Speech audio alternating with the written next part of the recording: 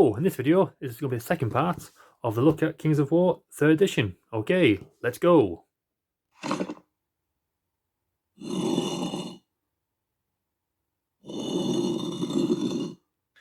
So here we are with the 3rd edition of Kings of War. This came out in 2020. The first beta rules for Kings of War came out in 2010, I do believe. So, in the course of 10 years, we've had 3 editions.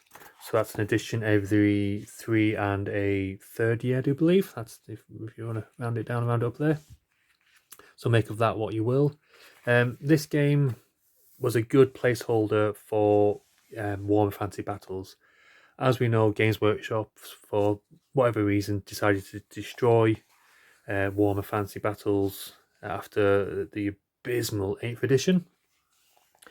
And as such, a lot of people who played fancy mass combat, rank and flank games found themselves with nowhere to play, really. There's no game system there.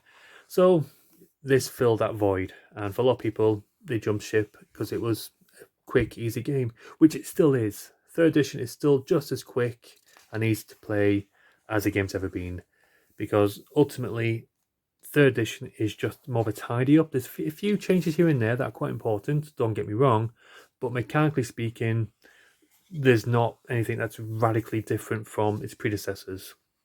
It's still a D6 game, it's still 28mm models, unit sizes are still the same, troops, hordes, regiments, legions, that sort of thing. It's still the your go, then your opponent's go, I go, you go. You still have the shooting movement phase, melee phase, shooting phase. You know, it's still mechanically quite similar. The only changes really are to do with unit point leaders, how they interact with other units. They've toned down shooting units.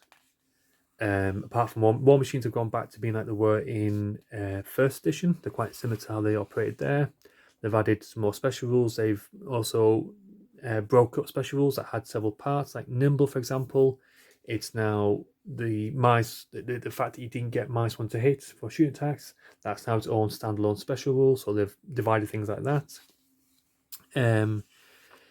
Individuals now, for the most part, will not be able to block units. Because that was another thing people were doing, just using individuals to get in the way and block units, which is quite annoying. Magic items, they've taken some out and added some new ones in. Some ones that are a bit too powerful, if they've taken them out. They've also done a division now between heroic artifacts and generic artifacts for units.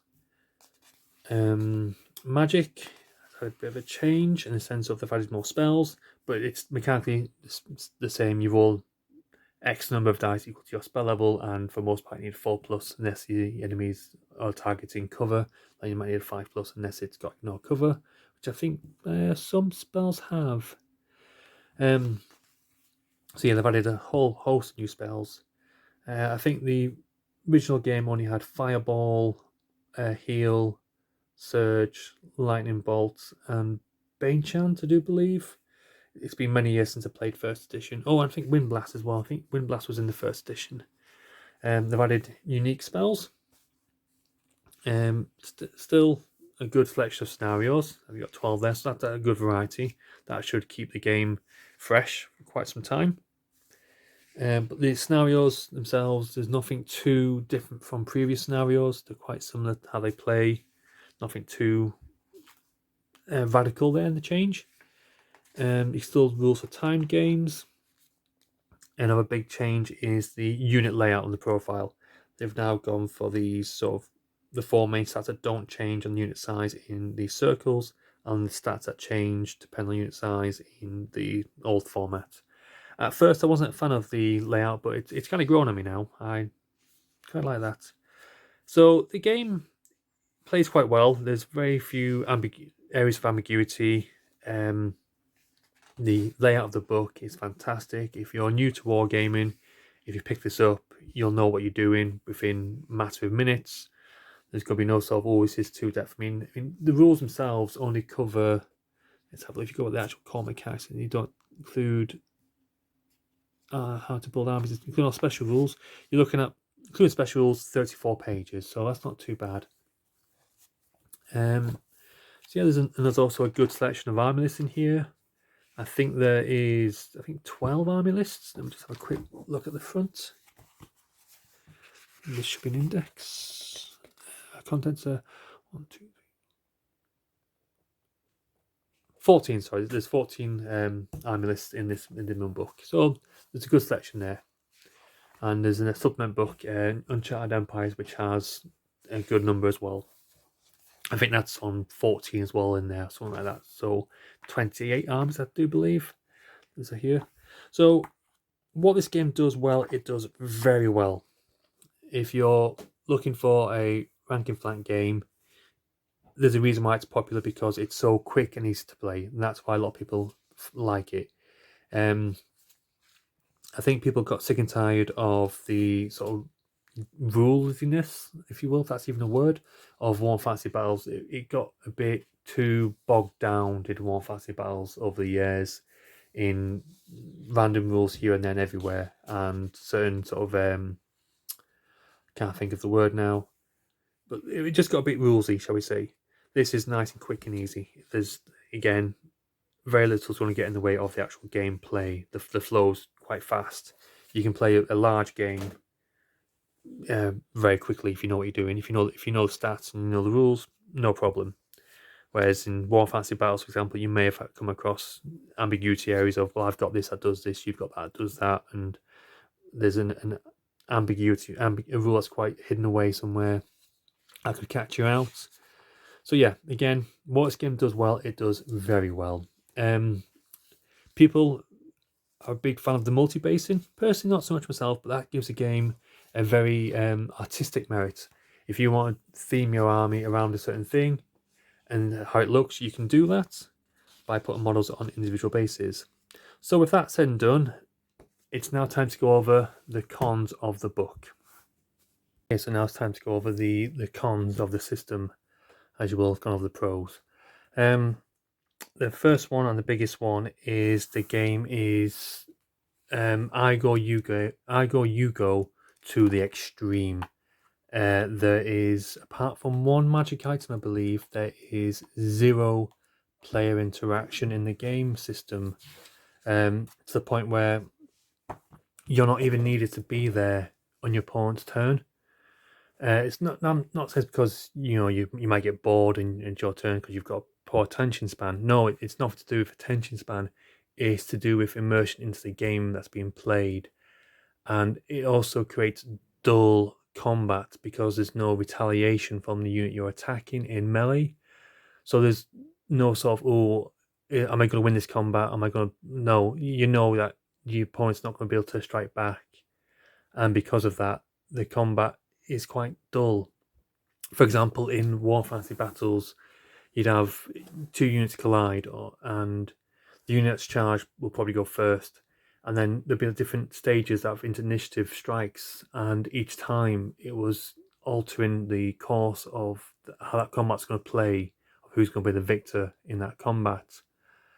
And that was exciting because you got to see, is this strike going to work? Is this hero going to last minute strike out and kill enough models to tip the balance of the combat? It was immersive. It brought you into the combat. It got a bit silly if you abused it. Yeah, of course it did, with people taking really powerful characters and whatnot. But that was more to do with 8th edition. 6th edition, not so much. But yeah, and going back to Kings of War, so it's pure I go, you go. On your turn, your opponent is not required to be there at the table because there is no player interaction apart from that one magic item, which I think in all the years I've been playing the game, I don't think anyone's ever taken that magic item because it's quite expensive and it doesn't really do that much. It's kind of like, one trick, got you sort of thing. So that for me is the biggest sort of turn off over the years. As I said, Kings of War was a good placeholder for rank and flank fantasy games because Games Workshop killed War Fantasy Battles, so a lot of people jumped onto Kings of War and they enjoyed the fastness, the quickness of the game, which, yeah, no argument there. Very fast, very quick game. no ambiguity. But There I Go, You Go is, for me personally, a massive black mark against the game now. I prefer games of alternative activations. Another issue of the game is it has buckets of dice, absolute buckets of dice. If I'm just going to show you a unit now, let's say, okay, here, Black Souls. So a horde of them has 25 attacks. Now, if that unit manages to engage another unit in the flank, you double that, so that's 50 dice. If you manage to engage a unit in their rear, you triple that, so that's going to be 75 dice. Now, 75 dice, that's a lot of dice to roll. And it may be fun for a few games, like, wow, I'm rolling so many dice, but after a while, it gets a bit repetitive and a bit also, it's kind of brute force numbers then, isn't it, really? There's no real strategy involved in that. It's just, oh, I've got 75 dice. It's like, well, yeah, you're going to win no matter what there. I mean, yeah, okay, you should win. You should win if you've got someone in the flank, but there's better ways to do that than 75 dice. It should be triple number of hits you've caused, not roll triple your number of dice. That would also speed the game up and make it less of a bucket of dice affair. So that's another big thing. If you like bucket of dice games, knock yourself out. But me personally, over the years, I've got bored of them now. It just reminds me of Games Workshop, and I've got a bad taste in my mouth with Games Workshop games. Which again, it must be said that with the death of Warm Fantasy Battles, this is what they're trying to emulate. They're trying to move away to some degrees now from that, but from the get-go, this was basically very heavily based upon Warm Fantasy Battles as a way to poach people over to buy their miniatures. There's no disputing that that's what it was when this came out. Some other points that I'm not a fan of now is how in this game units don't really suffer from damage.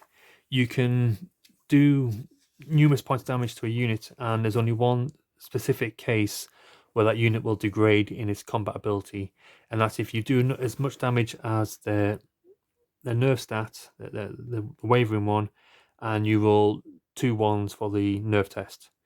Then they what's called devastated, and then they half the number of attacks, I do believe, and that's it.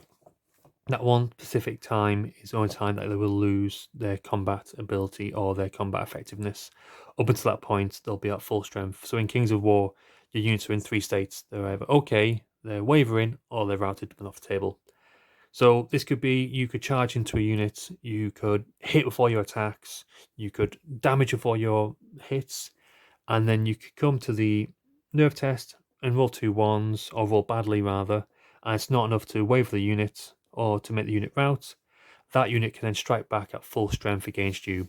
That to me is something that at first it's quick and easy, don't get me wrong, makes the game fast, but I think there's better ways to do a fast game with having damage actually do something to the unit, because if you roll poorly on those 2d6, I mean, for example, you could hit a unit, do very small amounts of damage, and then roll 2d6 and roll really high, and that could be enough to wipe the unit out, even though you've done very little points of damage. Like for example, let's have a look at the unit here. For example, okay, this is an elf unit, Sea Guard. So they've got 14, 16. Okay, so let's say, for example, you hit them and you did 4 points of damage. Not a lot, is it really, for unit 20 models? You have 4 points of damage, but then you roll 2d6 and you roll a 12. So 12 plus 4 is 16. That's that unit gone. You've only done 4 points of damage. And conversely, the opposite's true. You could hit them for, let's say, you do 10 points of damage. So you've wiped out half the unit. That's fantastic. Half the unit's gone.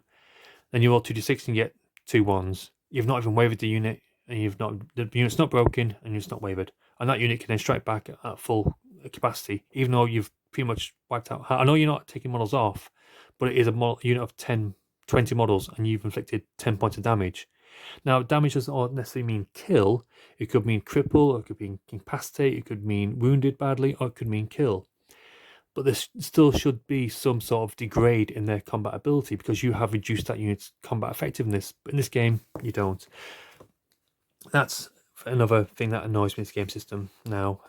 I used to think it was okay, but there's better ways to do what it's trying to emulate, I do think. So yeah, another big thing in this game is the army list structure is so easy to abuse. It is ridiculous. If I can find it, here we are. So how it works is if you take, say, a unit, it allows you 2 troops, either 1 hero or 1 monster or 1 titan or one war engine. If you take a horde, it allows 4 troops and it allows 1 of each of the hero or a monster or titan or war engine. So you can take a horde, a hero, a monster, and a war engine. Okay. And the number of duplications you can have are restricted based on the point size of the game. So the bigger the game, the more you're allowed to duplicate your heroes, monster, titans, and war machines. Okay, and with that said, that sounds quite good. This, I've seen some lists I've put together myself, actually not played with them, but I've just been looking at, pen and paper, put them together. So yeah, could I do this list? And yep, it's perfectly legal. I'm going to show you 2 lists now.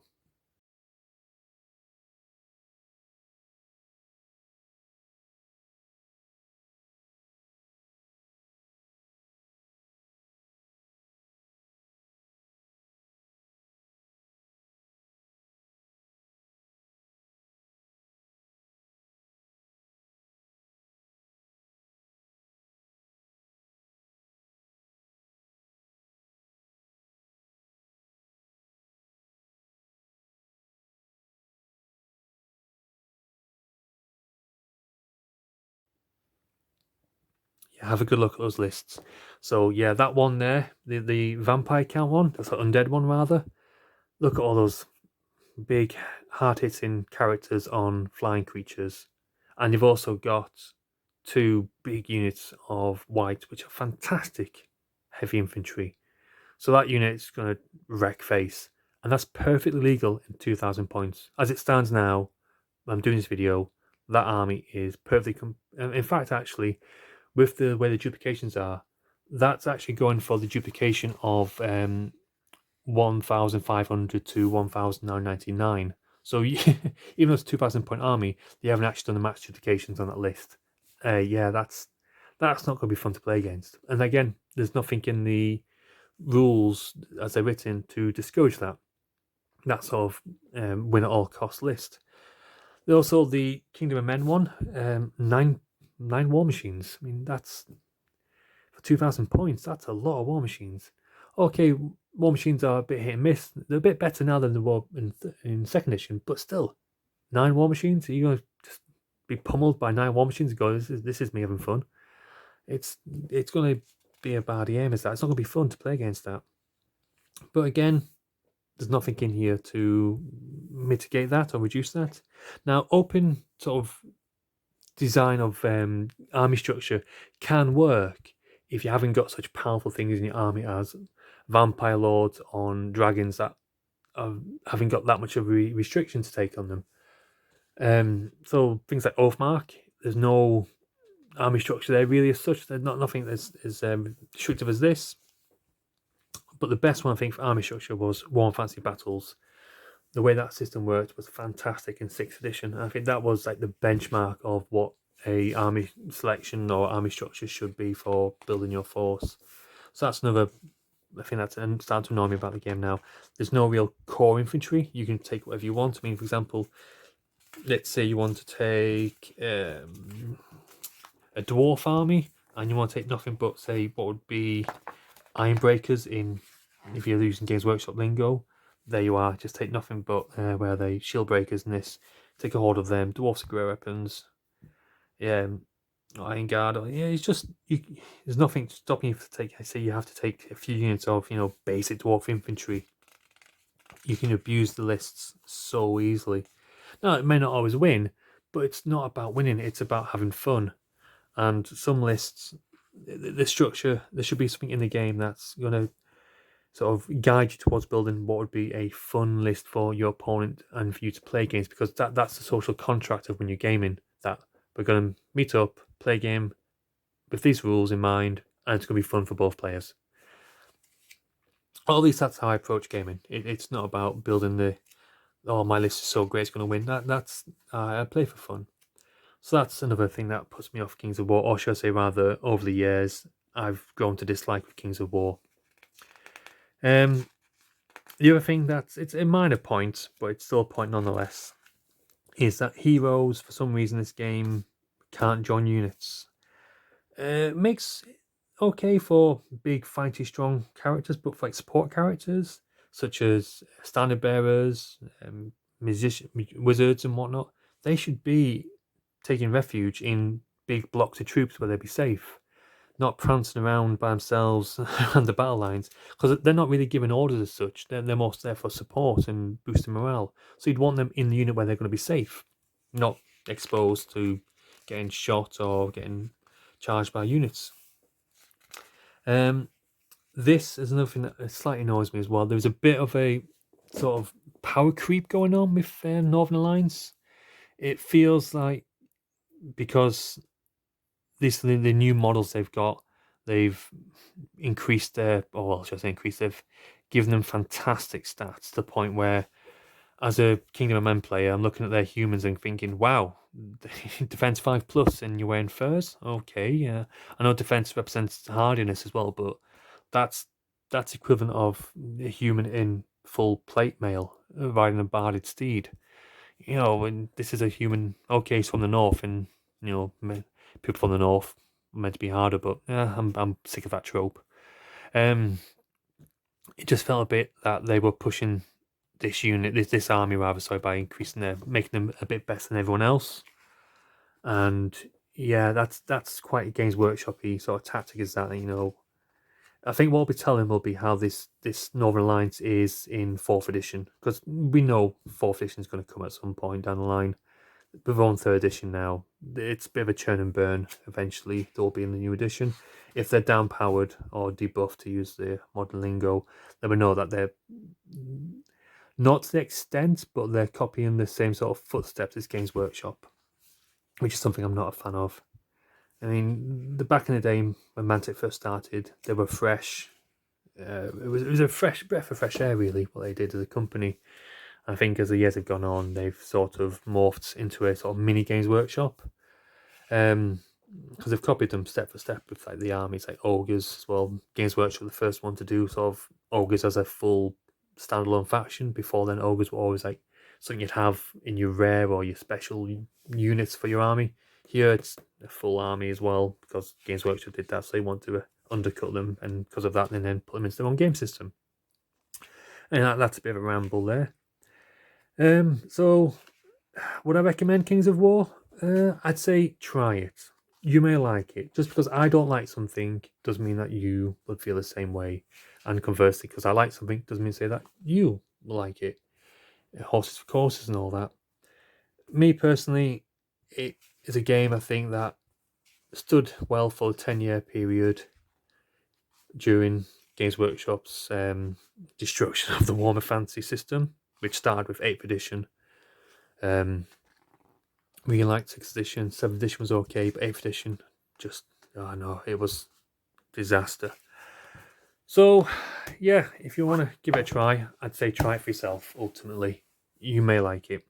I personally, after 10 years now, it feels a bit sad actually, because I used to really like this system, but now I just can't help but look at the glaring faults in it. And one is lack of interaction, a dull combat system, bucket of dice, damage doesn't do anything in the unit, and there's no real army structure, so it's easy to abuse. And as I get older, I think I want to play more sort of narrative-based games where it's less about, oh, here's my killer force, here's your killer force. It's more a case of, what's the story? Why are these armies here? What's the background? What they're trying to achieve? That sort of thing. And Kings of War doesn't really lend itself well to a narrative play.